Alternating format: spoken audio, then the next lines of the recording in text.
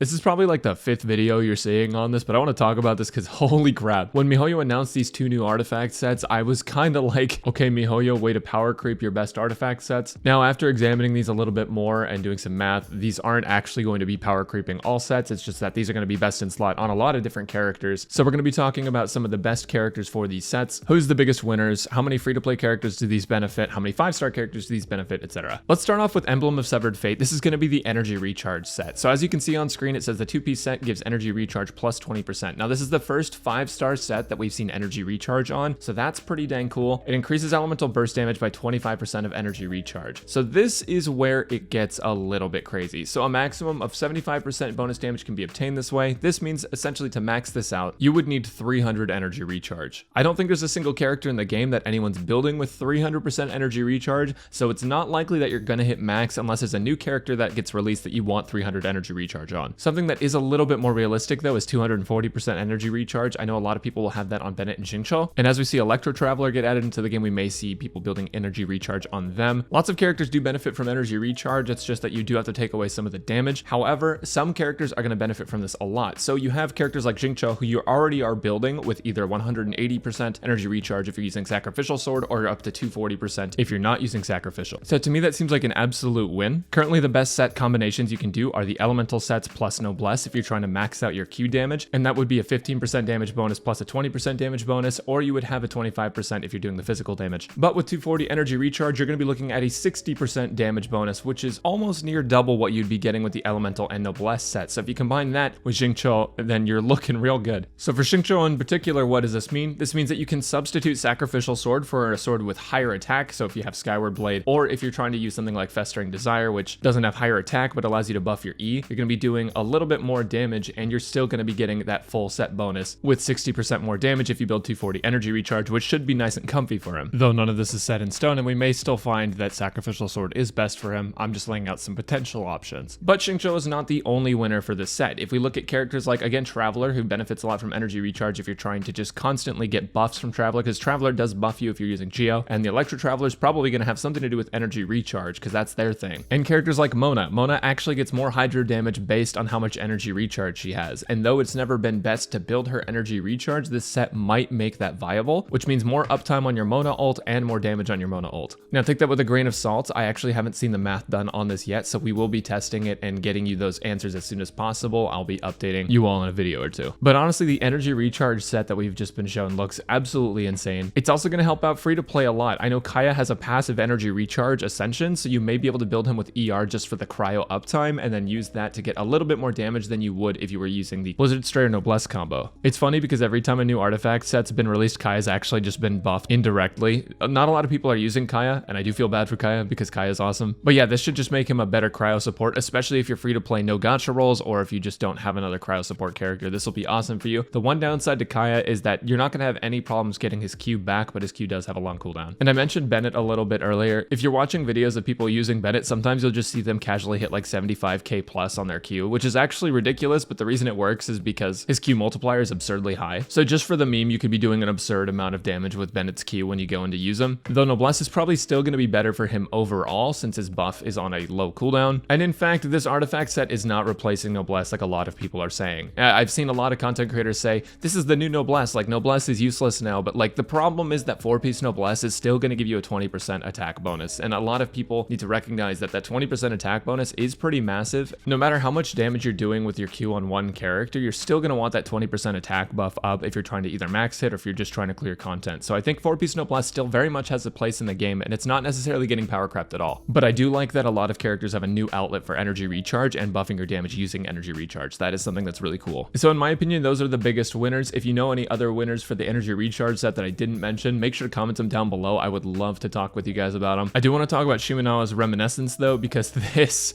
oh man. Okay, so farmable Gladiator 2-piece, which is just awesome. But the main draw is again the 4-piece set. So when casting an elemental skill, if the character has 15 or more energy, they lose 15 energy, and normal/charge/plunging attack damage is increased by 50% for 10 seconds. 10 seconds is a long time for that buff. In 10 seconds, you can easily get 15 more energy on certain characters. And a lot of characters have skill cooldowns that are less than 10 seconds. It just seems really, really insane on paper, but there are a lot of caveats, and I don't think as many characters are going to benefit from it as people think they are. Don't get me wrong, the set's going to be good, but here's going to be the biggest winners and the biggest losers depending on, you know, all these extra caveats we have to think about depending on the character's burst. Okay, so I will say off the bat, if you have C6 Kazuha, this is an awesome set for you, but without C6, your focus is still going to be with him as a support, which means you want his Q to be up, which means you don't want to drain that energy. Though it may look pretty good on him, his Q value is just too much to give up unless you're using him as a main DPS at C6. What intrigues me a lot about this set is the plunge damage bonus. Everyone was really hoping that they would forego the whole 15 energy thing for Xiao because Xiao is like the plunge king or whatever, but unfortunately it looks like you're not going to be able to actually use Xiao's Q if you use this set, which does look like maybe this set was specifically intended to not let you use Xiao with it. That could change though. Once we see the set in action, maybe we'll figure out if it works in one way that allows us to use Xiao with it. Probably not though. Now this set on Childe, let's talk about that. This set on Childe in theory looks really good. The 18% attack bonus plus 15% more attack damage for 10 seconds looks awesome if you're using him as like a burst DPS. Not in that you want to use one big hit of damage, but you want to use 10 seconds of damage with him. I guess I might put him in the sub DPS role. My problem with this is that the Hydro set already benefits him so much and you don't have to forgo your Q ability to make it work. He generates enough energy to where you'd probably be able to get Q up anyways in those 10 seconds, but I just feel like it's probably not worth the hassle in comparison to using it on someone like Hu Tao. Now Hu Tao's E has a 16-second cooldown, but if you swap Hu Tao in, use the E skill and just forgo her burst but make her do 50% more damage, that's looking pretty dang good. Then again, there's also a caveat to that where if you're not using Crimson Witch, you're going to be missing out on a Vaporize bonus if you're using her with Xingqiu or Overload bonus or anything like that. If we're thinking about the set and who it benefits and how beneficial it actually is, we're looking at a playstyle change rather than a damage change, if that makes sense. Like very clearly, characters' damage is going to change, but I mean that we're going to be foregoing our elemental burst on a lot of characters to increase our auto and charged attacks and plunged attacks as well if you find a way to do that. So the characters that are going to benefit the most from this are characters that don't need to use their burst. So that would be characters that have low elemental burst damage, characters that don't do damage with their elemental burst. DPS Barbara mains coming in hot. To me, this set ultimately just feels like it's a quick swap set, but also with some weird playstyle changes where you're going to be playing a character for about 10 seconds, using their burst if you're able to get their burst back up in those 10 seconds, and then swapping to another character. So it's like a not so quick swap. Like I said, this set's mostly going to focus around changing characters' playstyle, and I think that this one was meant for Yoimiya to forgo her Q ability and make it so she's focused on main DPS. But yeah, generally speaking, forgoing a character's Q ability is pretty rough. You're going to be missing out on a lot of a character's potential with their kit, maybe not even just damage, but supportive capabilities and everything like that. It's tough. My first impressions of it is it could be really good, but we'll just have to wait and see how the set actually interacts. Let me know what you think down in the comments below though. It'd be really cool to get your guys' opinions on things. Don't be a dick though. I can really appreciate that miHoYo created sets that aren't just power creeping everything. That's really hard to do in a gacha game, I feel like. I like the direction they went with these artifacts. Anyways, thanks for watching, you guys. We're doing a giveaway on my Twitch channel at twitch.tv/Braxophone. Make sure to go ahead and click the Twitter link in the description or the pinned comment if you want to go ahead and enter that giveaway. It's going to happen this coming week, and we're going to be giving away 3 Gene skins. Join the Discord if you have any sort of social skills. Please, we need an example. We need a role model, and I'll catch you all soon.